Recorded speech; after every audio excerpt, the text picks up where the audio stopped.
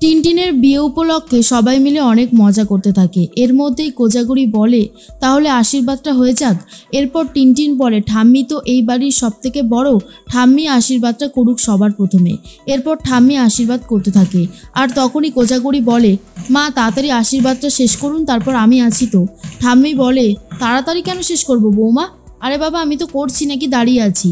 কোজাগরি বলে, আসলে আমাকে তো আবার অনুষ্ঠানে যেতে হবে, সেই জন্যই বললাম। ঠাম্মি তখন বলে, বাপ রে বাপ, জীবনে তো কোনোদিনও পাওনি এই সমস্ত পুরস্কার, যাও গিয়ে পুরস্কার নিয়ে এসো। এর মধ্যেই টিনটিন, টিটো আর উদ্দালক বসু তিনজন মিলে শুরু করে দিয়েছে কোজাগরিকে ছোট করা। আর তখনই উদ্দালক বসু বলে, আমরা তো আর এরকম উপহার কোনোদিনও পাইনি যেটা টিভিতে দেখানো হবে, তুমিই প্রথম যাচ্ছ, যাও যাও কোনো অসুবিধা নেই। এরপরেই খিলখিল বলে, এমন করে বলছো কেন গো? কাকিমা তো নিজের ইচ্ছায় নিজের যোগ্যতায় আজকে এই জায়গাতে এসেছে, আমিও কিন্তু যাব। অনুশ্রী বলে, আমিও যাব। কোকো যেতে চাইলে কোকোকে বারণ করে দেয় টিটো।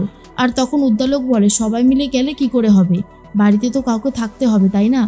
অন্যদিকে আসমান, তোতা, তুলি সবাই মিলে কথা বলছে। আসমান তখন বলে, তোতা তুমি হয়তো একটা খবর জানো না, আমিও অবশ্য সবে সবে জানতে পেরেছি।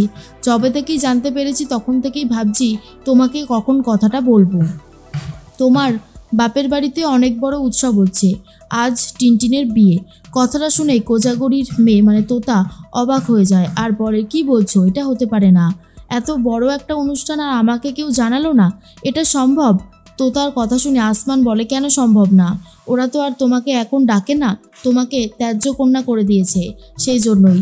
এরপরে আসমানের মা বুঝতে পারে তোতার কষ্ট হচ্ছে, তখনই বলে, কাঁদে না মা, আমরা আছি তো, একদিন দেখবে ঠিক তোমাকে ওরা এখান থেকে এসে নিয়ে যাবে, নিয়ে যেতেই হবে, তোমার মতন মেয়েকে কি ফেলে রাখা যায়? তোতা বলে, তুমি দেখো মা, সেদিন আমি আর ওই বাড়িতে ফিরে যাব না, কোনোভাবেই না, আমাকে এতটা ইনসাল্ট করা হলো আর আমি সেই বাড়িতে ফিরে যাব, সেটা কখনো হতে পারে না, আমি এই বাড়িতেই আছি, এই বাড়িতেই ভালো থাকবো। শুনে আসমানের খুব কষ্ট হয়, বুঝতে পারে যে তোতা এই সত্যিটা মেনে নিতে পারছে না।